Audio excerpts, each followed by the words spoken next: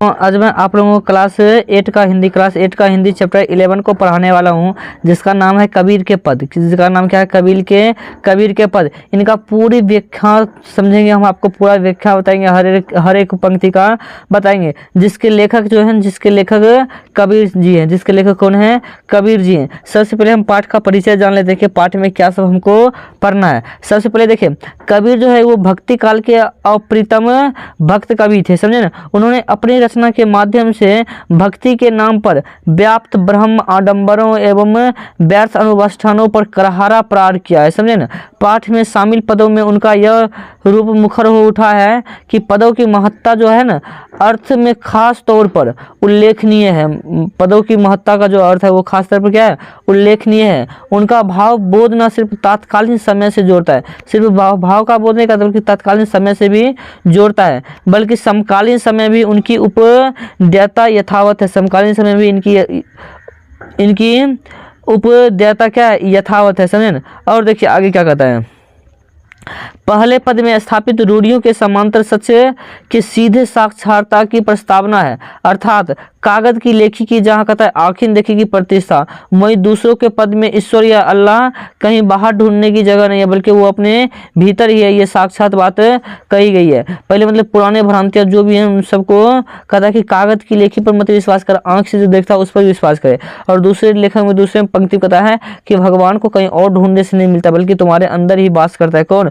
भगवान। अब आइए पूरा पंक्ति पहले पढ़ के देख लेते हैं, उसके बाद हम आपको अर्थ समझाएंगे। उसके बाद हम आपको क्या समझाएंगे? अर्थ। पहला कहता है कि मेरा तेरा मनुआ कैसे एक हुई रे, मतलब कि मेरा और तेरा मन कैसे एक हो सकता है? कभी नहीं एक हो सकता है। मैं कहता हूँ आँखिन देखी, तू कहता है कागज की लिखी। मतलब कहता है मैं कहता हूँ आँख से जो तू देख वो बात मान, लेकिन तू कहता नहीं, तू तो बस जो कागज पे देखेगा वही मानेगा। फिर कहता है मैं कहता हूँ सुलझावन आ रही है, तू राखिए उलझायो रे। मतलब मैं कहता हूँ तू समस्या को सुलझा के रखना, लेकिन तू क्या करता है? समस्या को उलझा देता है। कहता मैं कहता हूँ तू जागत रही हो, तू रहता है सोई रे। मतलब कबीर जी कहता है कि मैं कहता हूँ तुम जागते रहना हमेशा, तू जाता है सुत, ऐसा मत करो। मैं कहता हूँ निर्मोही रही है, तू जाता है मोही रे।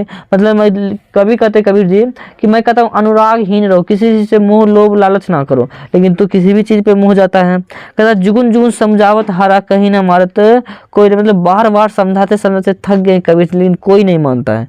कहता सतगुरु धारा नीलवर बाहें बामे काया दोहे रे, कहत कबीर सुनो भाई साधु तब होई वैसा रे। मतलब जैसा कहेगा तभी होगा वैसा। भाई इसका अर्थ देख लेते, क्या देख लेते इसका अर्थ देखते। अर्थ क्या कहता है?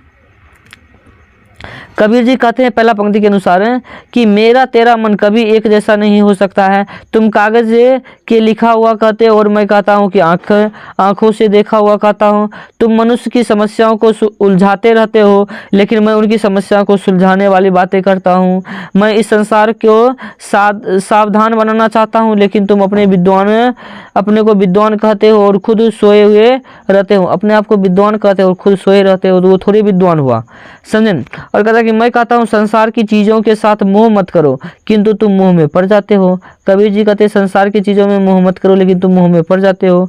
मैं युग युग से तुम्हें समझा कर हार गया हूँ, लेकिन कोई मेरी बात को समझने को तैयार नहीं है, समझे ना। कबीर जी की बात को समझने को तैयार नहीं है। और आगे कहता है संसार में ईश्वर रूपी नदी बह रही है, अपनी इसी गंदी शरीर को ईश्वर में नहा लो, धो लो, साफ कर लो, समझे ना। नदी में धोएंगे तब हम उनके परमात्मा जैसे हो सकेंगे। अब दूसरा पंक्ति देखिए क्या कहता है, मैं आपको पढ़ के पहले समझाता हूँ।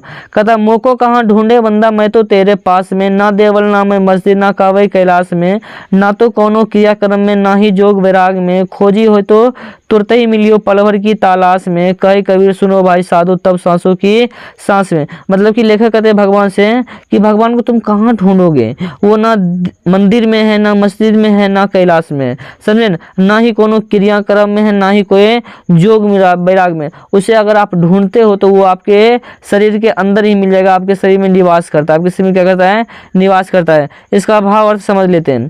कहता कि कबीर कहते हैं कि लोग भगवान को इधर उधर ढूंढते फिरते हैं, जबकि ईश्वर का निवास आत्मा में। ईश्वर का निवास कहाँ है? आत्मा में। आप इधर उधर ढूंढिएगा तो कभी ईश्वर नहीं मिलेगा, समझे ना। और आगे कहता है भगवान ना तो मंदिर में है, ना मस्जिद में, ना कैलाश में है, ना ही ब्रह्मा है, ना क्रिया है, ना कोनो अनुष्ठान में रहते हैं। वो तो आत्मा में निवास करते हैं, भगवान का निवास करते हैं, आत्मा में निवास करते हैं।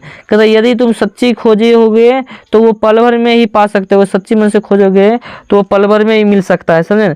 मैं तो प्रत्येक प्राणी की सांस में मौजूद हूँ, प्रत्येक प्राणी के किस में मौजूद हूँ, सांस में मौजूद हूँ, तुम्हारे ही अंदर हूँ। सत्य के जिस दिन जान लोगे उसी दिन मुझे भी पा लोगे। कबीर जी कहते जिस दिन सत्य को जान लोगे उसी दिन मुझे भी पा लोगे। अब भाई इसका क्वेश्चन आंसर नेक्स्ट वीडियो में करेंगे, पार्ट 2 में करेंगे। क्या करेंगे, पार्ट 2 में इसका सब्जेक्टिव कर लेंगे, क्वेश्चन आंसर सारा कर लेंगे।